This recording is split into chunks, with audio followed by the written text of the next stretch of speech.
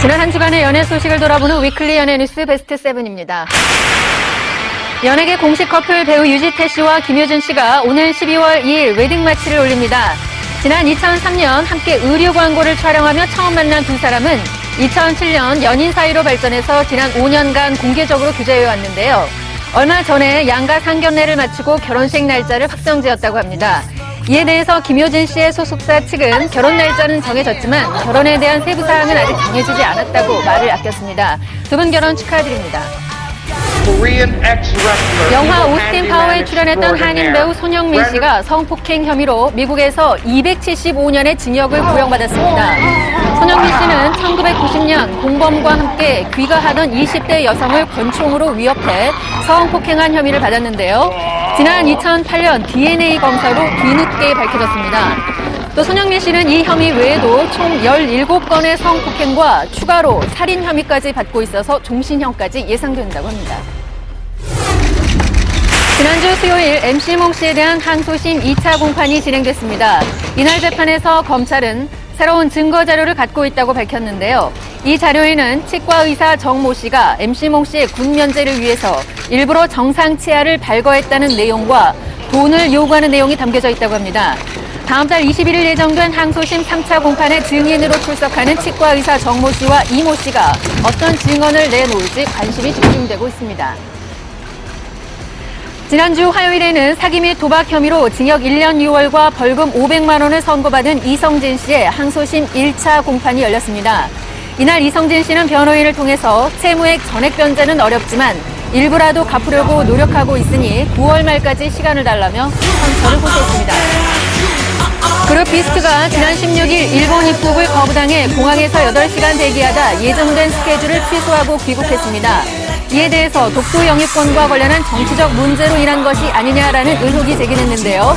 일본 측은 비스트가 공연 비자를 소지하지 않아 서류상의 문제가 됐을 뿐 정치적 사원이 아니었다라고 밝혔습니다. 한편 지난 6월 그룹 초신성의 일본 콘서트에서 극우 성향의 일본인들이 독도 영유권 등을 주장하며 소란을 피웠습니다. 해당 동영상이 인터넷에 유포되면서 한일 네티즌 간의 치열한 설전이 이어지고 있습니다. 김승우 씨가 지난 19일 열린 강병규 씨와 드라마 제작사 대표 간의 폭행 사건 공판에 증인으로 출석했습니다. 이 자리에서 그는 강병규 씨가 먼저 싸움을 일으킨 것이 아니다라고 증언을 했는데요. 강병규 씨는 제작사 대표의 후배와 서로 언성을 높이다 등 뒤에서 야구 방망이로 가격을 당했으며 이후 방어 차원에서 주먹을 주고받게 된 것이라고 증언했습니다. 이날 검찰은 야구 방망이로 강병규 씨를 가격한 좌모 씨에게 징역 2년, 좌모 씨의 고향 후배 김모 씨와 강병규 씨에게 차를 빌려준 운전자 오모 씨에게는 각각 벌금 200만 원을 구형했습니다. 다음 공판은 다음 달 30일 열릴 예정입니다. 가수 임재범 씨가 폭행 혐의로 피소됐습니다. 임재범 씨를 고소한 사람은 같은 소속사 계열사의 직원 김모 씨로 알려졌는데요. 서초경찰서는 김모 씨의 주장에 따르면 지난달 29일 콘서트 연습을 하던 임재범 씨에게 볼륨을 줄여달라고 요구했다가 임재범 씨와 경호원들에게 폭행당했다고 합니다. 이에 임재범 씨 측은 시비는 있었지만 폭행은 결코 없었고 당시 대화를 통해 잘 해결했다라는 입장인데요. 경찰은 김모 씨가 진짜 폭행을 당했는지 여부를 가리기 위해서 수사가 더 필요하며 추 임재범 씨를 경찰에 출석시켜서 조사할 계획이라고 밝혔습니다.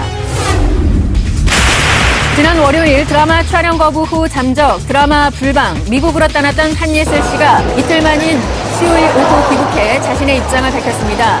이 자리에서 그녀는 심력 끼쳐드리고 피해를 입힌 것은 죄송하지만 이런 행동을 하지 않고서는 열악한 제작 환경이 개선되지 않을 것이다 라고 생각했다고 심경을 토로했습니다.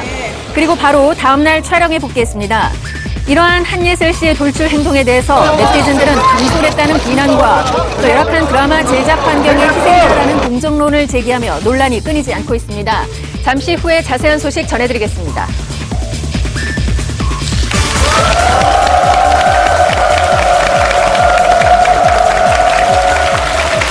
네, 안녕하세요. 좋은 아침입니다. 네, 안녕하세요. 안녕하세요.